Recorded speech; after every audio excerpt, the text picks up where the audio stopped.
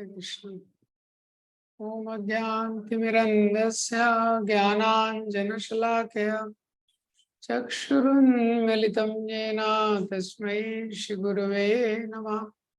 नमो विष्णुपादाय कृष्णपृष्ठाय भूतले श्रीमते भक्तिवेदान्त स्वामीति नामिने। नमस्ते सरस्वते देवे गौरवाणी प्रचारिणे निर्विशेष शून्यवादी पाश्चात्य देश तारिणे।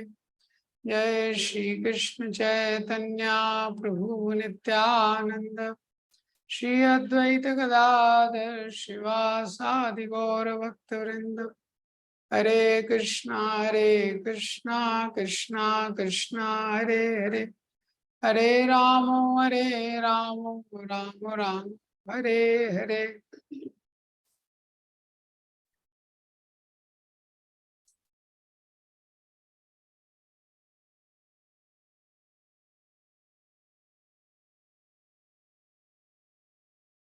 हरे कृष्ण। तो हम लोग पढ़ रहे हैं अध्याय 4, जिसका शीर्षक है दिव्य ज्ञान। इसका एक्रोनिम है ईयर्स। तो 1 से 10 तक हमने देखा इटर्नल एजुकेशन, भगवान ने जो एजुकेशन का सिस्टम बनाया है। और ए फॉर एक्यूरेट अंडरस्टैंडिंग, 11 से लेके 15 तक एक्यूरेट अंडरस्टैंडिंग। भगवान उसके द्वारा जो उस ज्ञान का सही सही जो अंडरस्टैंडिंग दे रहे हैं। और जो 3 प्रोमिनेंट मिसअंडरस्टैंडिंग कल्चर में है, उसको उन्होंने आंसर किया 11 से 15 में। एक पॉलीथीइज्म, वर्शिपिंग डिफरेंट डेमिगॉड्स। दूसरा, all paths lead to same goal, आप कुछ भी पथ पे चलिए, आप अपने गोल तक पहुंच जाएंगे। और तीसरा, कास्ट सिस्टम, जो ऐसा लोग मानते हैं कि बर्थ के बेसिस पे होता है।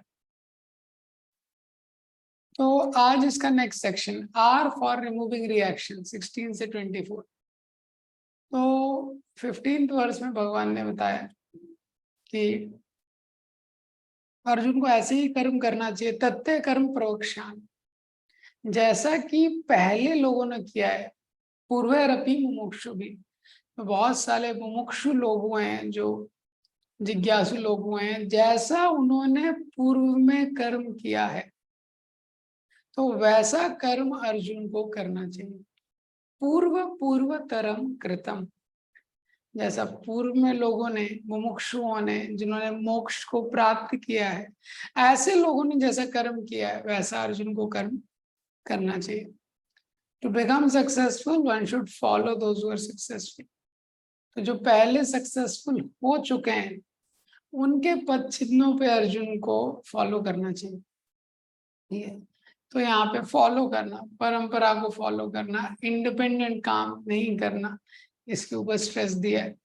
अब 16 से 24 में भगवान उसको आगे एक्सप्लेन करेंगे, इस सिद्धांत को, कि क्यों व्यक्ति को इंडिपेंडेंटली कर्म नहीं करना चाहिए, बिना परंपरा की अथॉरिटी या शास्त्र की अथॉरिटी को फॉलो करते हुए। तो 16 से लेके 24 तक ये सेक्शन है, रिमूविंग रिएक्शंस। तो 16 से 24 तक रिसाइट करेंगे। किम कर्म किम अकर्मेति कवयोऽपि यत्र मोहिता तत्ते कर्म प्रवक्ष्यामि यज्ञात्वा मोक्ष्यसे शुभात्। कर्मणो हि अपि बोधव्यं बोधव्यं च विकर्मणा आकर्मणश्च बोधव्यं येना कर्मणो गति।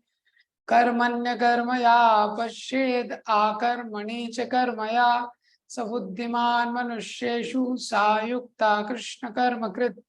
यस्य सर्वे समारंभा काम संकल्प वर्जिता ज्ञानाग्निदग्ध कर्माणां तमाहु पंडिता बुधा। त्यक्त्वा कर्म फलासंगं नित्य तप्तो निराश्रया कर्मण्यभिप्रवृत्तोऽपि नैव किंचित् करोति सा। निराशीर्यत चित्तात्मा त्यक्त्वा सर्वपरिग्रहा शारीरं केवलं कर्म कुर्वन् आप्नोति किल्बिषम्। यद्रच्छलाभ संतुष्टो दन्नाति तो विमत्सरा संसिद्धौ सिद्धौ च कृत्वापि न निबध्यते गत्संगस्य मुक्तस्य ज्ञानावस्थितचेतसा यज्ञाचरता कर्म समग्रं प्रविलीयते ब्रह्मर्पणं ब्रह्मवि ब्रह्माग्नौ ब्रह्मणाहुतं ब्रह्मेव तेन गन्तव्यं ब्रह्म कर्म समाधिना। तो भगवान एक्सप्लेन करते हैं 16 श्लोक। तो 16 और 17, 16 और 17 में भगवान कर्म की जो गति है कितनी गहन है इसको एक्सप्लेन करते हैं, कितना कॉम्प्लेक्स है कर्मा का जो नेटवर्क है। किम कर्म किम अकर्मेति कवयोपि अत्र मोहिता। किम कर्म किम अकर्मेति, क्या कर्म है क्या अकर्म है। कवियों भी अत्र मोहिता, कवि लोग भी इसमें मोहित हो जाते हैं। कवि मतलब जो बहुत बुद्धिमान लोग हैं वो भी इसमें मोहित हो जाते हैं इस सिद्धांत के बारे में। तत्ते कर्म प्रवक्ष्यामि, इसलिए भगवान बोलते हैं मैं तुम्हें कर्म का सिद्धांत बताऊंगा। यद ज्ञात्वा, इसको जानने के बाद, यद ज्ञात्वा मोक्ष से अशुभात, इस सिद्धांत को अगर तुम जान जाओगे तो मोक्ष को प्राप्त करोगे, अशुभ से दूर चले जाओगे। Everything will be auspicious in your life. तो 9.1 में भगवान बोलते हैं कि ये ज्ञान जब तुम प्राप्त करोगे तो क्या होगा, ये ज्ञान प्राप्त करने के बाद तुम्हारे जीवन में ऑस्पिशियसनेस आ जाएगा, मोक्ष से शुरुआत। ये तो क्या कर्म है क्या अकर्म है, इसमें साधारण लोग तो मोहित होते ही हैं। जो विद्वान लोग हैं, कैसे विद्वान, बड़े बड़े विद्वान लोग भी मोहित हो जाते हैं। महाभारत युद्ध के अंत में युधिष्ठिर महाराज को मोह हो गया। जब महाभारत के युद्ध का अंत होता है, इतने सारे लोगों का मृत्यु होता है, युधिष्ठिर महाराज अपने आप को बहुत कोसने लगते हैं, मेरे कारण ये सब हुआ है, मेरे कारण इतनी स्त्रियां विधवा हो गई, मेरे कारण इतने बच्चे अनाथ हो गए, मेरे कारण इतने परिवार उजड़ गए, मैं धन लोलुप हूँ। बहुत लोगों ने समझाने का प्रयास किया, गौतम मुनि, व्यास देव, बहुत लोगों ने समझाने का प्रयास किया। ये जो गीता वक्ता स्वयं श्री कृष्ण, उन्होंने ही समझाने का प्रयास किया, लेकिन युधिष्ठिर महाराज को समझ नहीं आ रहा है ये। तो फिर वो जाते हैं भीष्म पितामह के पास भगवान उनको लेके। भीष्म पितामह बताते हैं नहीं यस्य करे चिदराजन पुमान वेद विदित सतम यद विज्ञासया युक्ता मुयंती कवयोपि। तो भीष्म पितामह बताते हैं ये संसार में जो हो रहा है वो क्यों हो रहा है इसको कोई नहीं बता सकता है, क्योंकि भगवान की क्या योजना है ये कोई नहीं जानता है। भगवान की क्या योजना है ये कोई नहीं जानता है। तो इसीलिए अर्जुन, यहाँ पे भगवान अर्जुन को बता रहे हैं बड़े बड़े लोग मोहित हो जाते हैं, तुम्हारे बड़ा भाई मोहित हो गया था, वो तो धर्मराज थे युधिष्ठिर महाराज, और फिलॉसफी में इतना ज्यादा उनको पता था, धर्म के सारे सिद्धांतों को जानने वाले धर्मराज मोहित हो गए। जब यक्ष ने प्रश्न किया था तो बाकी 4 भाइयों का मृत्यु हो गया था, लेकिन यक्ष ने ऐसे ऐसे प्रश्न किए, लेकिन युधिष्ठिर महाराज ने सारे आंसर कर दिए थे। वो युधिष्ठिर महाराज भी बिल्डर हो गए। तो ये सिद्धांत है। कर्म क्या है अकर्म क्या है, इसमें बड़े बड़े लोग मोहित हो जाते हैं। ये तो इसीलिए जो पूर्व में अधिकारी हैं, प्रभुपाद जी तात्पर्य में लिखते हैं पूर्व अतः परंपरा के पूर्ववर्ती अधिकारियों के पदचिन्हों का अनुसरण करना आवश्यक है, अन्यथा बुद्धिमान से बुद्धिमान मनुष्य भी कृष्ण भावनामृत के आदर्श कर्म के विषय में मोहग्रस्त हो जाते हैं। और लास्ट लाइन में प्रभुपाद जी लिखते हैं केवल कृष्ण भावनामृत में किया गया कर्म ही मनुष्य को भवबंधन से उबार सकता है। तो यहाँ पे देखिए एक बहुत इंपॉर्टेंट प्रिंसिपल भगवान बता रहे हैं। वो प्रिंसिपल क्या है, गुड वर्क बैड वर्क का प्रिंसिपल। गुड वर्क क्या है, बैड वर्क क्या है, अच्छा काम क्या है, गलत काम क्या है, तो ये उस पे निर्धारित नहीं है कि what work person is doing, ये उस पे निर्धारित है for whom he is doing. कोई भी काम अच्छा है कि बुरा है वो कर्म पे निर्धारित नहीं है, वो कर्म किसके लिए किया जा रहा है उस पे निर्धारित। तो कोई भी जो कार्य है जब भगवान के लिए करते हैं वो शुभ हो जाता है, भगवान की प्रसन्नता के लिए जो कोई कार्य किया जाता है वो शुभ हो जाता है। और वही कार्य जब अपने लिए किया जाता है, अपनी इंद्र तृप्ति के लिए, वो अशुभ हो जाता है। ये सिद्धांत है, बहुत महत्वपूर्ण सिद्धांत है। हम देखते हैं श्री रंगम का जो रंगनाथ जी का टेम्पल भी है, तो वो एक अलवर है। उन्होंने कैसे, उन्होंने बाकियों से, कुछ लोगों से जो बड़े धनी लोगों थे, उनका कुछ पैसा पैसा उनका लिया उन्होंने, पैसा उनका लूट के वो मंदिर बनाया। जो बहुत धनी लोग थे जो धन का सही उपयोग नहीं करते थे। तो चोरी करना कोई अच्छा काम नहीं है, लेकिन उन्होंने अपने लिए कुछ नहीं किया। वो भगवान के बहुत शुद्ध भक्त थे वो अलवर, उन्होंने भगवान की सेवा के लिए किया। तो ऑस्पिशियस इनऑस्पिशियस क्या है, व्यक्ति काम किसके लिए कर रहा है। मुचि होए शुचि यदि कृष्ण भजे, और शुचि होए मुचि यदि कृष्ण त्यजे। तो मुचि मतलब इम्प्योर, शुचि मतलब प्योर। तो जो अपवित्र है वो पवित्र हो जाता है जो कृष्ण का भजन करता है, और जो पवित्र है वो भी अपवित्र हो जाता है, ये कृष्ण का त्याग कर देता है। तो बहुत इंपॉर्टेंट सिद्धांत है। प्रभुपाद जी अपने एक लेक्चर में बताते हैं कि जो मॉडर्न एजुकेशन है, जो करंट का एजुकेशन सिस्टम है, इसमें सिखाते हैं कैसे आपको सफलता को हासिल करना है, कैसे आपको दूसरों से आगे बढ़ना है। चीटिंग करो, कुछ भी करो, आपको दिमाग लगाना है, कैसे इंटेलिजेंट बनना है। और आपको बहुत मेहनत करनी है, बहुत मेहनत करनी है। क्यों? तभी आप एंजॉय कर पाएंगे। सिद्धांत बहुत क्लियर रहता है, तभी आप आगे जाके एंजॉय कर पाएंगे, आप भोग कर पाएंगे। तो people work more and they suffer more, ये modern education. They work also more, they suffer also more because direction is wrong, क्योंकि डायरेक्शन गलत है। क्योंकि वो सब अपने लिए कर रहे हैं। जब भी व्यक्ति अपने लिए करता है, अपनी इंद्रियों के लिए, तो वो अशुभ हो जाता है, वो बंधन में पड़ जाता है।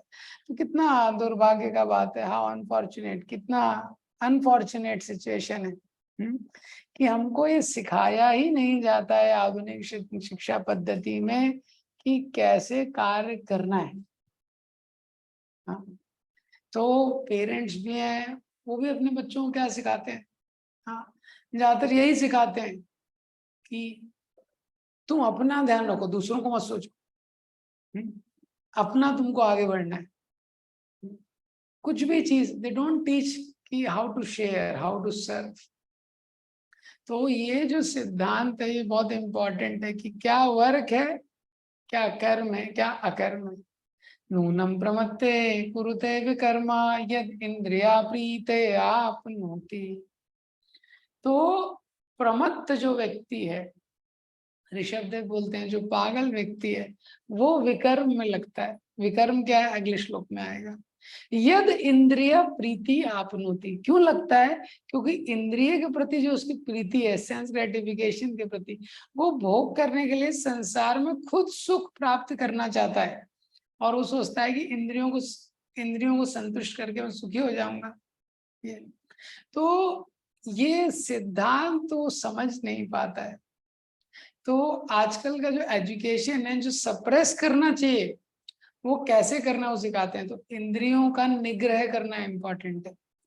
आपको अगर एक हैप्पी लाइफ जीना है तो सबसे पहला चीज है सेंस कंट्रोल, सेंस इंडल्जेंस नहीं, सेंस कंट्रोल, ये पहला चीज है।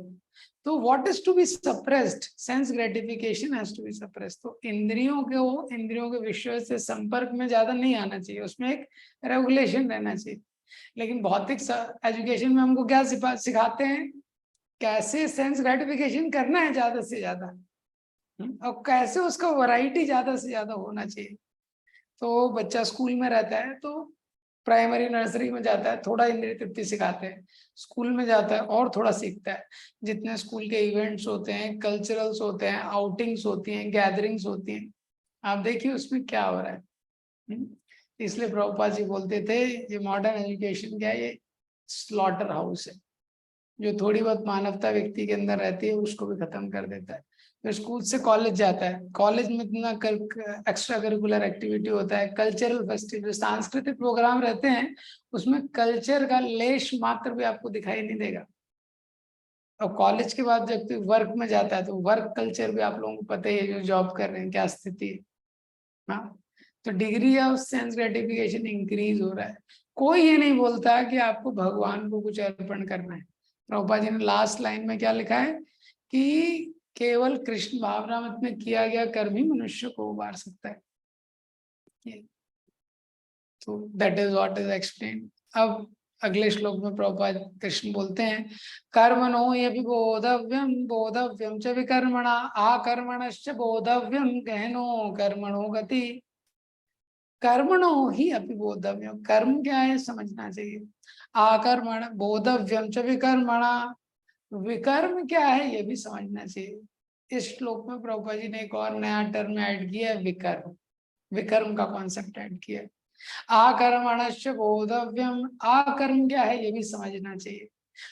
गहनो कर्मणो गति, क्योंकि जो कर्म की गति है बहुत गहन है, बहुत कॉम्प्लेक्स है, बहुत कॉम्प्लेक्स है। तो बोधव्यम बार बार यहाँ पे बोल रहे हैं, बोधव्यम बोधव्यम बोधव्यम। बोधव्यम मतलब समझना चाहिए। ये जो मनुष्य जन्म हमको मिला है, ये मनुष्य जन्म में महत्वपूर्ण है कि हम समझें कि हमको कैसे कार्य करना चाहिए, क्या कर्म करने योग्य है क्या नहीं करने योग्य, समझना महत्वपूर्ण है। तो इसमें व्यक्ति को आलसी नहीं होना चाहिए, उसको समझना चाहिए मुझे कैसे कर्म करना चाहिए। ये कर्म भूमि में यहाँ पे मेरा जन्म हुआ है, मनुष्य जन्म मिला है। अगर वो व्यक्ति नहीं समझेगा तो उसकी लाइफ बहुत कॉम्प्लेक्स हो जाएगी। तो हम शास्त्रों में पढ़ते हैं, लेकिन शास्त्र में बहुत सारी चीजें बोलते हैं। तो यहाँ भगवान 3 चीजें बोल रहे हैं, तुमको समझना चाहिए कर्म क्या है, विकर्म क्या है, अकर्म क्या है। तो कर्म जनरली किसको बोलते हैं, वेदों के आधार पे, जो कर्म कांड के आधार पे व्यक्ति हाँ करता है, वेदों के आधार पे जो कर्म करता है, तो कर्म से गुड रिजल्ट बनता है। Action which brings good result, ऐसा काम जिससे अच्छा रिजल्ट होता है। विकर्म मतलब action which is against the scripture and bring bad reaction. विकर्म का मतलब है ऐसा कार्य जो शास्त्रों के विरुद्ध है और जिसका रिएक्शन रिजल्ट क्या होता है, गलत रिएक्शन मिलता है या बैड रिएक्शन मिलता है, सिन। और अकर्म मतलब काम ना करना नहीं है। अकर्म मतलब ऐसा काम जिसका रिएक्शन नहीं बनता है, ऐसा एक्शन जिसका रिएक्शन नहीं बनता है। इसको हमको समझना चाहिए, कर्म अकर्म और विकर्म। अब लेकिन जो प्रभुपाद जी का तात्पर्य है, तो प्रभुपाद जी ने इसमें देखिए लिखा है कि एक लाइन लिखी है, इस भावनामृत के विरुद्ध सारे निष्कर्ष एवं परिणाम विकर्म या निषिद्ध कर्म। तो प्रभुपाद जी ने तात्पर्य में कर्म और विकर्म को एक ही कैटेगरी में डाल दिया, दोनों को विकर्म बोल रहे हैं। तो कर्म जनरली ऐसा कर्म है, आप इस संसार में अच्छा करेंगे तो आपको अच्छा मिलेगा। आप दान देंगे आपको फ्यूचर में और लक्ष्मी मिलेगा। आप किसी को फ्री में एजुकेशन देंगे, नेक्स्ट लाइफ में आप इंटेलिजेंट रहेंगे। किसी को पानी दान देंगे, कपड़े दान देंगे, नेक्स्ट लाइफ में आपका कपड़े का मिल होगा। ये सारा कर्म कांड के आधार पे। तो प्रभुपाद जी बोल रहे हैं कृष्ण भावनामृत के निष्कर्ष के विरुद्ध सारे कर्म है वो विकर्म। तो प्रभुपाद जी बोल रहे हैं कर्म और विकर्म एक ही है, अकर्म और विकर्म ये 2 कैटेगरी प्रभुपाद जी बोल रहे हैं, और शास्त्रों के अकॉर्डिंग ये 3 है। तो यहाँ पे बता रहे हैं कि ये पूरी जो भगवत गीता है ये इसी कंक्लूजन के लिए है। हाँ, ये समझाने के लिए कि किस तरह से ये बहुत कॉम्प्लेक्स मैटर है। प्रभुपाद जी इसको तात्पर्य में लिख रहे हैं कि जिसने भली बात ये समझ लिया है वह जानता है कि जीवात्मा भगवान का नित्य दास है। तो प्रभुपाद जी बोलते हैं ह्यूमन लाइफ का मतलब है अथॉरिटी से समझना कि हमको कैसे कार्य करना चाहिए, कैसे नहीं करना चाहिए। तो प्रभुपाद जी बोल रहे हैं समझना चाहिए कर्म क्या है, अकर्म क्या है, विकर्म क्या है। और विशेषकर विकर्म से व्यक्ति को बचना चाहिए। विकर्म मतलब शास्त्र के विरुद्ध जो कार्य किया जाता है। इस संसार में ज्यादातर लोगों का मानना है कुछ भी गलत करेंगे कोई प्रॉब्लम नहीं है, कौन हमको देख रहा है। और जो स्टेट गवर्नमेंट है, हाई कोर्ट है, सुप्रीम कोर्ट है, तो हमारे कॉन्टेक्ट्स हैं, उसमें तो कोई ज्यादा दिक्कत हमको होगी नहीं। तो क्या होता है कि जब भी व्यक्ति विकर्म करता है, ये संसार में छुपा सकता है लेकिन भगवान से नहीं छुपा सकता है। तो भगवान नहीं चाहते कि हम कोई भी गलत कार्य करें, लेकिन जब जीवात्मा की दुर्वासना के कारण वो कुछ गलत काम करना चाहता है बार बार, तो भगवान बोलते हैं ठीक है, भगवान सैंक्शन कर देते हैं, क्योंकि भगवान के सैंक्शन के बिना वो नहीं कर सकता है। तो भगवान सैंक्शन करते हैं, do at your own risk, do at your own risk. भगवान सैंक्शन कर देते हैं, वो जब करता है विकर्म, जैसे ही करता है वो पकड़ लिया जाता है। कर्मणा दैव नेत्रेण। इसीलिए ह्यूमन लाइफ का उद्देश्य है कि व्यक्ति को समझना चाहिए कैसे मैं अकर्म करूं। अकर्म मतलब ऐसा एक्शन जिससे उसका रिएक्शन ना बने, और इस जन्म मृत्यु के चक्कर से मैं किसी तरह तो बच जाऊं। क्योंकि जो कर्म की गति है बहुत गहन है। जो कर्म का लॉ है वो ऐसा सिद्धांत है, वो किसी को छोड़ता नहीं है, डिस्क्रिमिनेट नहीं करता है। जैसे सपोज कीजिए किसी को टाइफाइड हो गया, तो टाइफाइड उसको हो गया, तो टाइफाइड सोचेगा कि अरे मैं तो ये रिच व्यक्ति को, इसको ज्यादा कष्ट नहीं देना है, तो बहुत रिच व्यक्ति है। ये गरीब व्यक्ति है, इसको कष्ट देना है। तो चाहे गरीब व्यक्ति को टाइफाइड है चाहे रिच व्यक्ति को, सेम पेन। हाँ, कोई रानी के गर्भ से जन्म ले रहा है और कोई दासी के गर्भ से जन्म ले रहा है, बच्चे का पेन सेम है कि अलग है? सेम पेन है। और माँ का जो दर्द है वो भी सेम है। तो ये कर्म की गति होती है, तो कर्म किसी को छोड़ता नहीं है। इसीलिए बोला गया है कि जितने लोग नेचुरल लीडर्स हैं, ऋषभदेव बोलते हैं गुरु न सस्यात्, पिता न सस्यात्, जननी न सस्यात्, स्वजनो न सस्यात्। जो गुरु है, जो पिता है, जो माता है, जो स्वजन है, रिलेटिव्स हैं, इनको ये पद नहीं लेना चाहिए।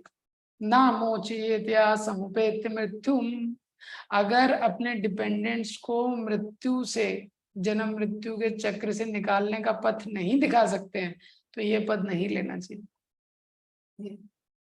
तो इन सब का कर्तव्य है। ये लोग नेचुरल लीडर्स हैं, प्रभुपाद जी बोलते हैं, कोई माता पिता है, कोई गुरु है, ये नेचुरल लीडर्स। इनका काम क्या है? ये बताना अपने डिपेंडेंट्स को कि जन्म मृत्यु के चक्र से कैसे बचना है। तो जन्म मृत्यु के चक्र से व्यक्ति कब बचेगा? जब वो अकर्म करेगा। अकर्म मतलब क्या है?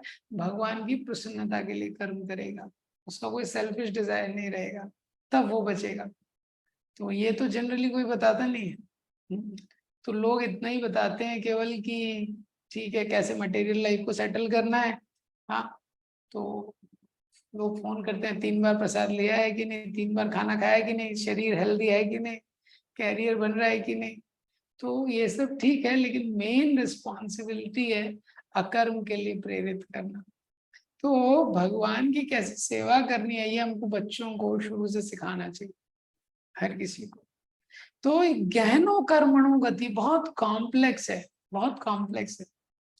कभी आप किसी रास्ते में ड्राइव कर रहे हैं, कुछ कर रहे हैं, आप चल रहे हैं, तो आपको आगे का रास्ता पता रहता है, सब कुछ पता रहता है, तो आप चलते हैं। लेकिन कभी कभी क्या है, मौसम खराब हो जाता है।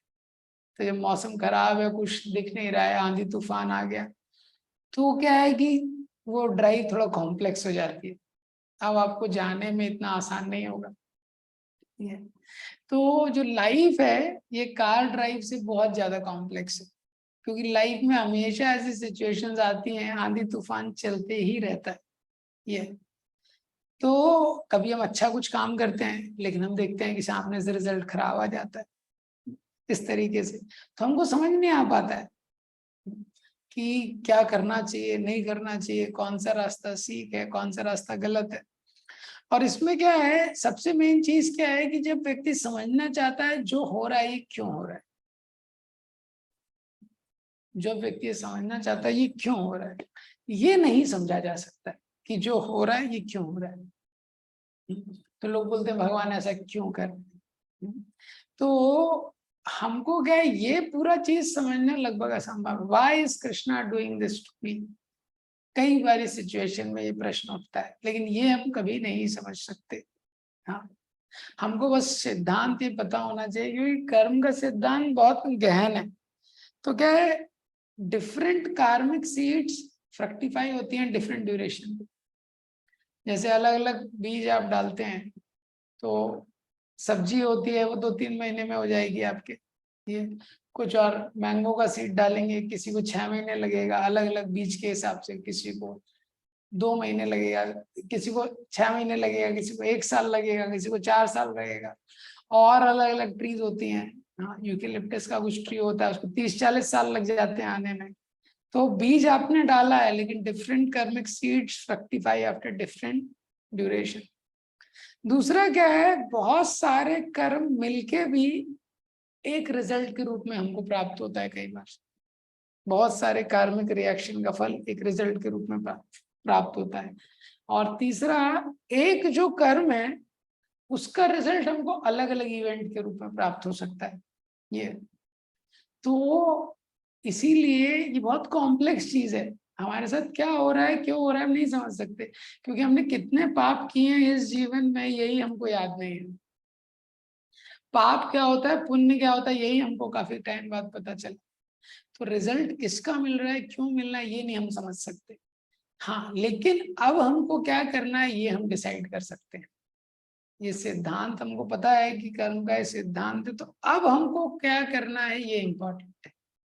हाँ, क्योंकि पहले का कुछ भी हो, अब लेकिन हमारे पास एक अपॉर्चुनिटी है कि वर्तमान में भगवान की प्रसन्नता के लिए कार्य करके एक ब्राइट फ्यूचर हम क्रिएट कर सकते हैं। ये बहुत होप गिविंग सिचुएशन है। तो जो शास्त्र हमको कई बार बार बोलते हैं हमको भगवान की प्रसन्नता के लिए कार्य करना चाहिए, सब कुछ भगवान की प्रसन्नता के लिए करना चाहिए, तो व्यक्ति को बड़ा टेंशन हो जाता है, क्योंकि उसको लग रहा है कि मैं खुश रहना चाहता हूँ, यहाँ भगवान की प्रसन्नता का ही डिस्कशन चल रहा है। लेकिन शास्त्र हमको कैसे खुश रहना है उसका ही मार्ग दिखा रहे हैं। We can only be happy by serving Krishna, that is the only way. तो जीव है, भगवान की सेवा में ही उसको सुख प्राप्त हो सकता है। और वो जितना खुद सुख प्राप्त करने का, भगवान से स्वतंत्र रूप से सुख प्राप्त करने का प्रयास करता है, लाइफ कॉम्प्लेक्स हो जाता है। तो ये विकर्म इंट्रोड्यूस करने के बाद भगवान आगे नेक्स्ट श्लोक में बताते हैं कि कर्म और अकर्म में क्या अंतर है। कर्मणि कर्म या पश्येद आकर्मणि च कर्म या सा बुद्धिमान मनुष्येषु सा युक्त कृष्ण कर्म कृत। कर्मणि अकर्म या पश्येद, एक्शन इन इनएक्शन, तो टेक्निकल सेक्शन है। हाँ, कर्मणि आकर्म या पश्येद, कर्म में जो अकर्म को देखता है, आकर्मणि च कर्म या, और अकर्म में कर्म को देखता है, स बुद्धिमान मनुष्येषु, वो मनुष्यों में बुद्धिमान है, युक्त कृष्ण कर्म कृत, और सब कर्मों में प्रवृत्त रहकर भी दिव्य स्थिति में वो रहता है। तो दो चीजें इसमें, कर्मणि आकर्म, कर्म में जो आकर्म को देखता है, एक्शन इन इनएक्शन। दूसरा अकर्मणि च कर्म या, और इनएक्शन इन एक्शन। ये दो कॉन्सेप्ट यहाँ पे बताए गए। तो इनएक्शन इन और फिर action, inaction space in space action, मतलब जो एक्शन हो रहा है लेकिन वो व्यक्ति देख रहा है कि ये इनएक्शन है। कर्म कर रहा है व्यक्ति लेकिन वो इनएक्शन है। क्यों इनएक्शन है, क्यों अकर्म है? क्योंकि कर्म करते हुए भी उसका कोई रिजल्ट नहीं, उसका कोई रिएक्शन नहीं बन रहा है, वो जन्म मृत्यु के चक्र में फंस नहीं रहा है, कोई रिएक्शन नहीं बन रहा है उसका। और action in action space in space in action, और दूसरा व्यक्ति है वो काम नहीं कर रहा है लेकिन उसका रिएक्शन बन रहा है। तो जो व्यक्ति ये दो सिद्धांतों को जानता है, तो जो कर्म शब्द है भगवत गीता में इसको 4 तरह से इसका उपयोग किया गया है।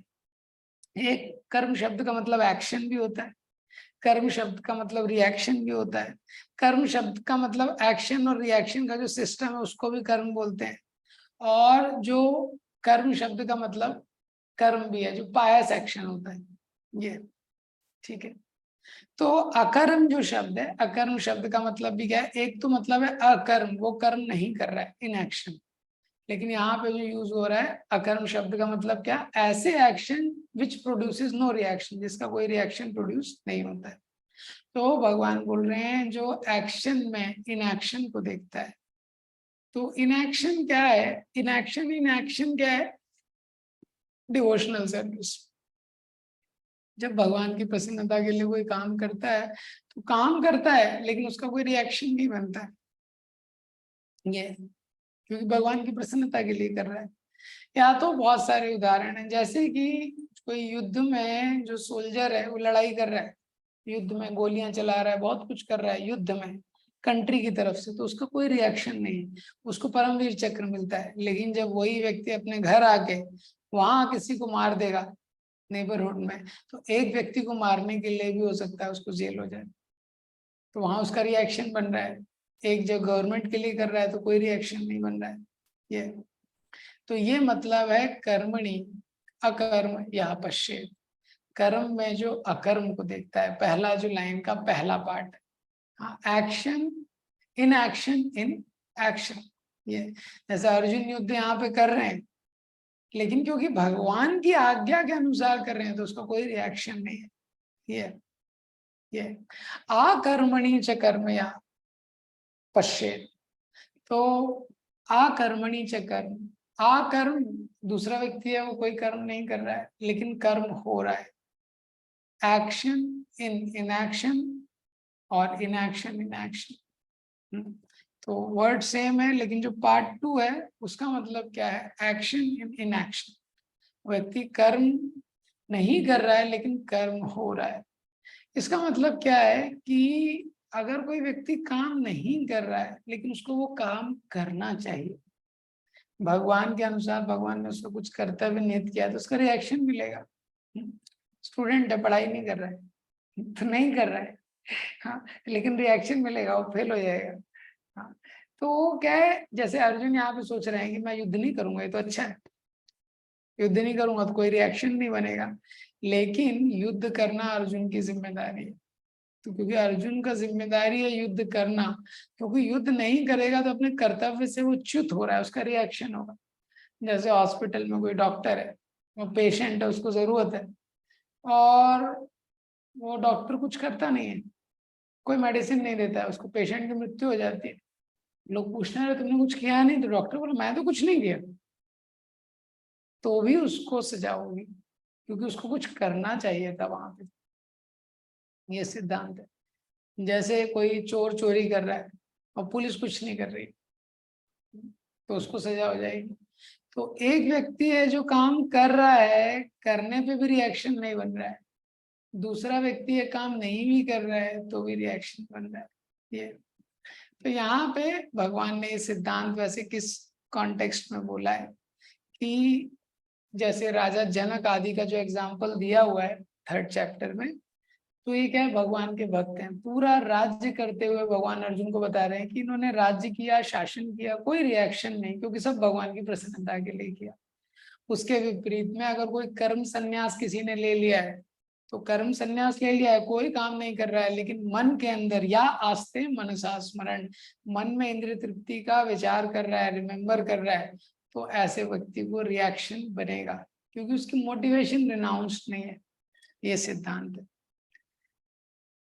तो प्रभुपाद जी लिखते हैं तात्पर्य के लास्ट 2 लाइन्स हैं, जो व्यक्तिगत इंद्रिय तृप्ति की इच्छा से रहित होते हैं, कृष्ण के प्रति उसका नित्य दास भाव उसे सभी प्रकार के कर्म फल से मुक्त कर देता है।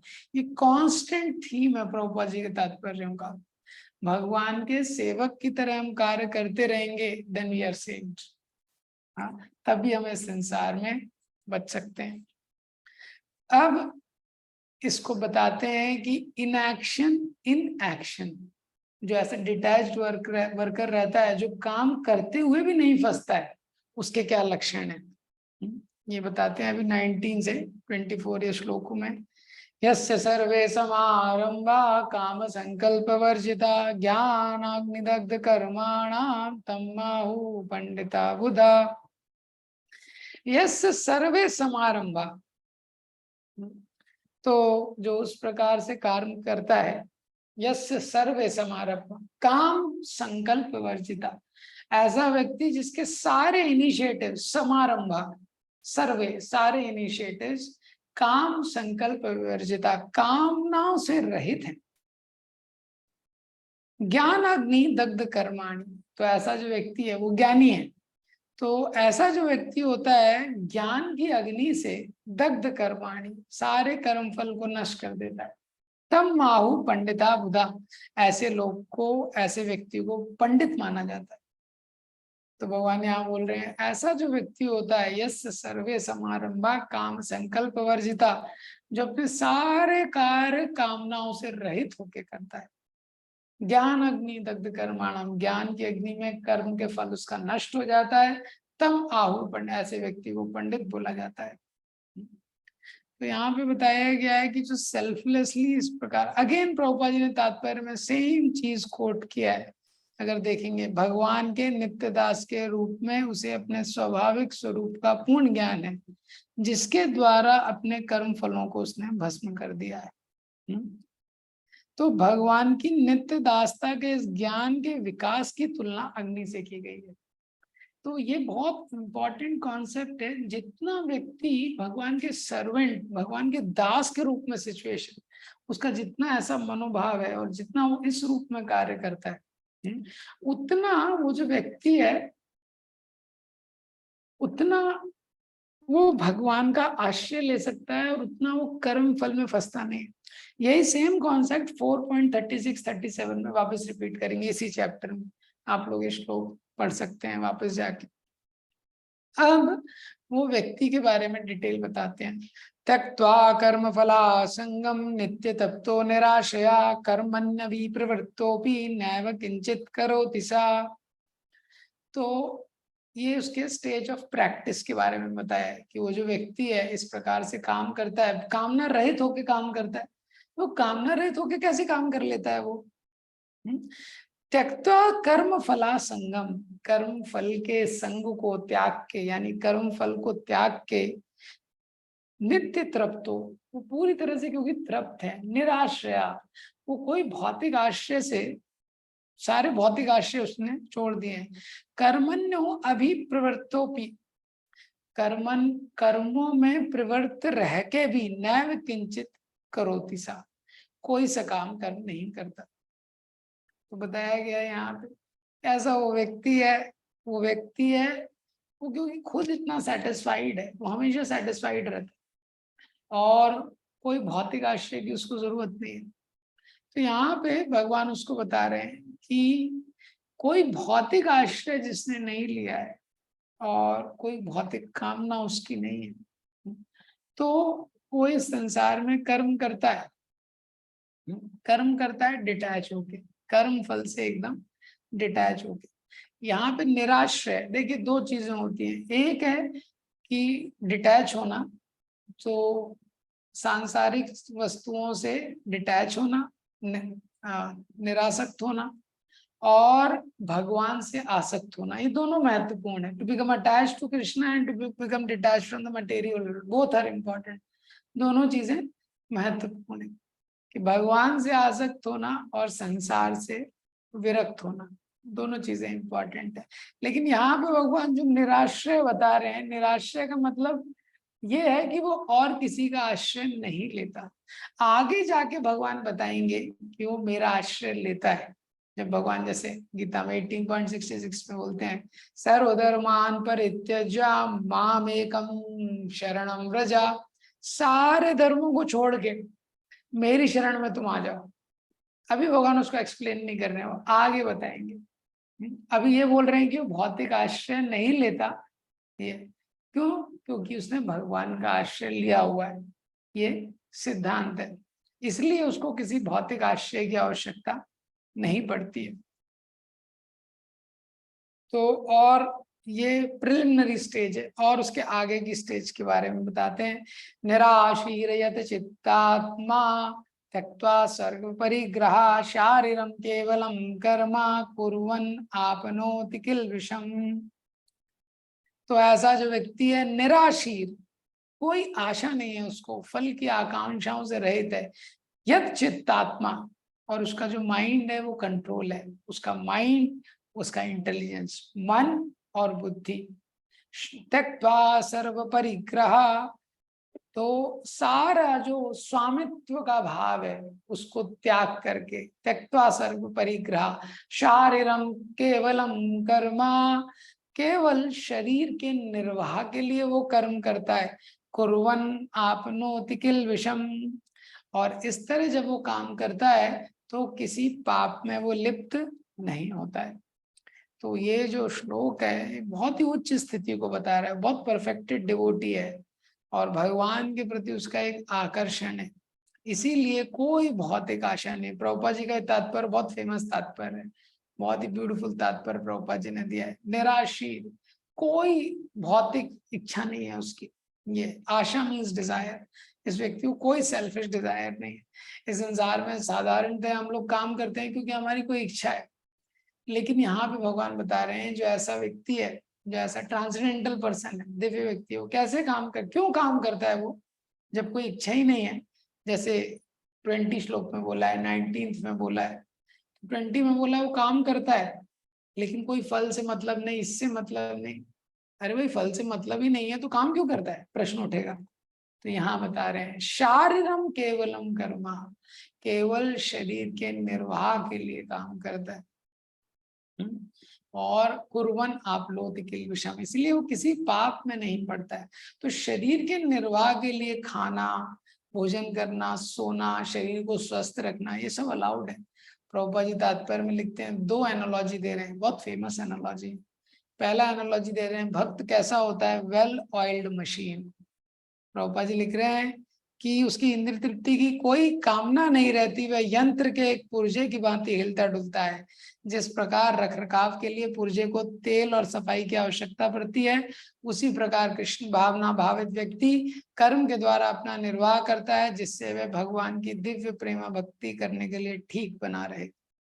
वेल ऑयल्ड मशीन, हाँ, जैसे मशीन का पार्ट होता है उसको ऑयलिंग लगता है, मेंटेनेंस लगता है, ऐसे ही जो भक्त रहते हैं वो भी अपने शरीर का देखभाल करते हैं। क्यों? क्योंकि उनको पता है ये जो शरीर है मेरी संपत्ति नहीं है, गुरु और कृष्ण की संपत्ति है, उनकी सेवा के लिए इसको स्वस्थ रखने का मुझे प्रयास करना चाहिए। So what we are doing for our body except eating, we should think, and what we are eating that also we should think. तो साधारणतया ये भी हम लोग नहीं कर पाते, तो हम लोग हेल्दी ईटिंग भी नहीं करते, और ईटिंग के अलावा जो बेसिक चीज करना चाहिए शरीर को स्वस्थ रखने के लिए वो भी नहीं करते, उसमें भी व्यक्ति थोड़ा लेजी रहता है।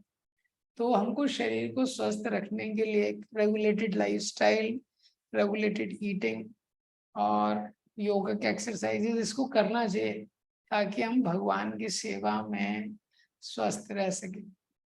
दूसरा मतलब है वेल ऑयल्ड मशीन का।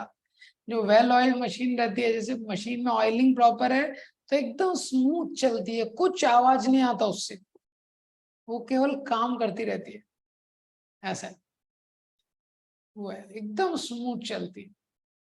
जैसे आप देखेंगे वेल ऑयल्ड अगर वो नहीं है मशीन, जैसे कई जगह आप देखेंगे बहुत पुराने पंखे लगे रहते हैं घर में, वो पंखे में ऑयलिंग वगैरह कुछ हुआ नहीं, तो वो पंखा जैसे ही चालू होता है तो वो इतना आवाज करता है, वो पंखा इतना खतरनाक वो आवाज करता है, हाँ, कि आपको डिसाइड करना पड़ता है what you want to tolerate, the sound और द हीट।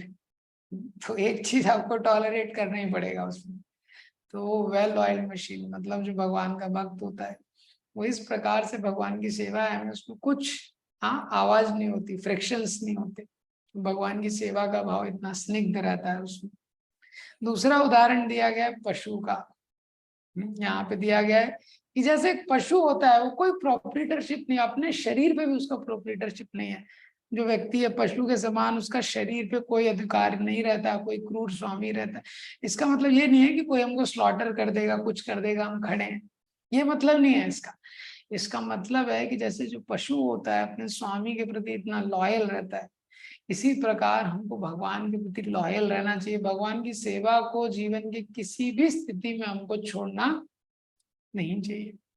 कई बार ऐसी परिस्थितियां जीवन में उत्पन्न होती हैं, व्यक्ति को लगता है भगवान हमारे साथ क्या कर रहे हैं, क्या भगवान हमारे साथ कर रहे हैं, लेकिन तभी भी जो भगवान की सेवा में लगा रहता है, ये लॉयल्टी।